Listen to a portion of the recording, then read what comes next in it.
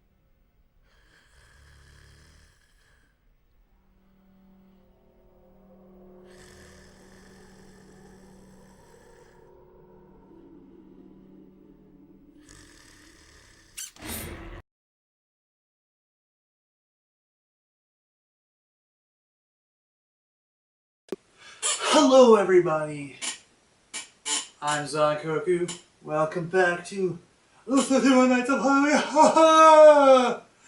Lives again. Alright. I'm sitting here in my fortress of solitude. I'm gonna do just a quick little video here because I am super tired. I just got out of work not too long ago, just finished having my dinner, and yeah, this is going to be kind of like a throwaway video anyways, but I'm still here, I'm still going to make one, and this one is going to be about a show that I just finished watching, actually, an episode of this show, and because it's Halloween season, and it's about the supernatural and scary, I thought I would talk to you about a little show called Sleepy Hollow. Yes, Sleepy Hollow. It's For those of you in America, it's a show that airs on Fox on Monday nights at 9 p.m., I believe. Yes, 9 p.m. And it's a pretty good show, actually. I gave it a couple of weeks to see if it, was pretty good, And I do. I kind of like it. It's a different kind of show. It's supernatural, scary forces of darkness versus the forces of good that thinks they're losing their minds because, come on, seeing demons and stuff in the, just kind of, people think you're crazy. Anyways, the story is very loosely based on the whole Sleepy Hollow Headless Horseman myth or legend, if you want to call it that. But it takes a kind of an interesting take. Back in the American Revolution, a man named Ichabod Crane was fighting for George Washington's army, and he comes across one of the four horsemen of the apocalypse, battles him, and gets mortally wounded, but before he dies, he chops off his head. A coven of good witches preserves Ichabod's body, keeping him, I guess, technically alive, until the return of the horsemen, which happens in good old 2013. So it's interesting because now you have not only a supernatural type of show, but you also have now a kind of fish out of water situation where Ichabod's from the past. He doesn't know anything about the future, and it creates great kind of good dynamic between him and other characters in the show. It also involves a show about this woman who, as a child, with her sister, got lost in the woods, and they saw a demon and some weird stuff. And of course, she denies it. Her sister never denied it. She's now in a mental institution. And her sister is now actually a police officer in the old town of Sleepy Hollow.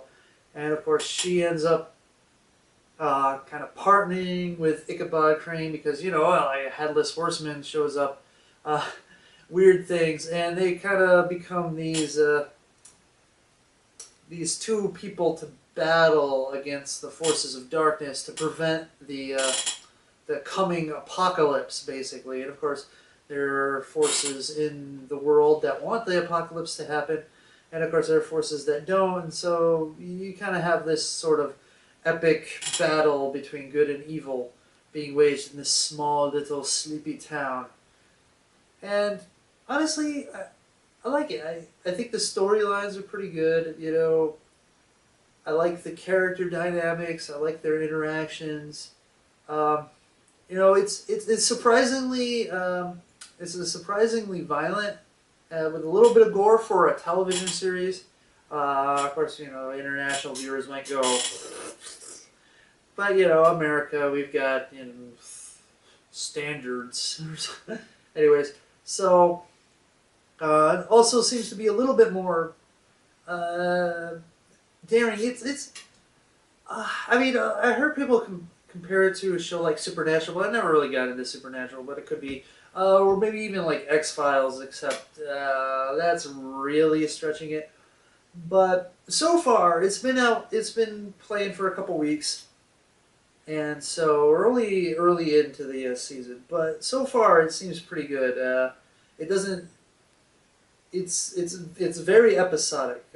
You know, I mean, you've got the main storyline, but it seems like it's a different thing each week, which I think is pretty good. It's, you know, it's one of those things where, you know, it's going to develop the main storyline through each of the little segments, but each little segment is a story in and of itself, which I think helps a lot when shows can do that, because you can try new things and explore new ideas, and you're not necessarily like, you know, nailed down to that one thing, and you just gotta go from episode to episode. Plus, the fact is, it allows for filler, and doing it early and often makes it not filler, in a way. So it's like cheating in a way, you know.